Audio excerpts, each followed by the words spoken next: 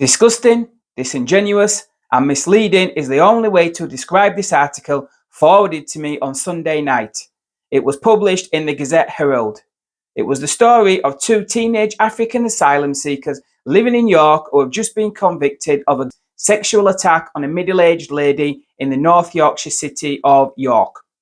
Luckily, two tourists came to her rescue. It could have been a lot worse. Their sentences were a joke. You'll get more time for offensive Facebook posts. That aside, what really got me is that this article portrays these asylum seekers as students from York. One committed the attack the same year they arrived in Britain. They were 16 and 17 at the time of the attack. Yet the headline calls them students because taxpayer money was funding them to learn basic maths and English at a York college because they couldn't speak a word of English. To call them students is deliberately misleading. The article then mentions their names and their York addresses.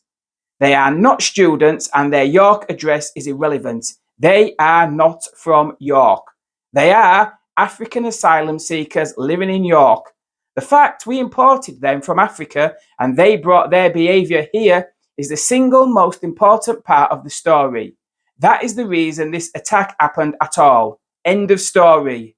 This article is a kick in the teeth for the victim. By calling them students, the article is trying to pretend an emo student with a skateboard at York University is no less likely to go out attacking middle-aged women than asylum seekers from countries where women are treated like dirt. It's saying arriving here yesterday from a war zone in Sudan makes you as local as anyone else.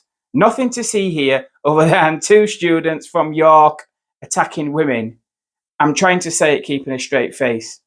Then they'll pretend the problem is all men. They are pretending immigration has nothing to do with this attack. The judge said he'll be sent back to where he came from. That remains to be seen. I very much doubt that'll happen. They said he had no previous convictions. He'd not even been here a year before he was out attacking women. Did they check on what he'd been up to in his own country before arriving here? No, of course not. I'm not saying someone's immigrant background or religious background or any other background should be central to every story and headline. Of course not. Often it is completely irrelevant. But clearly in this instance it is central to the case. That's why we need to call it out when those reporting it are deliberately trying to deceive us.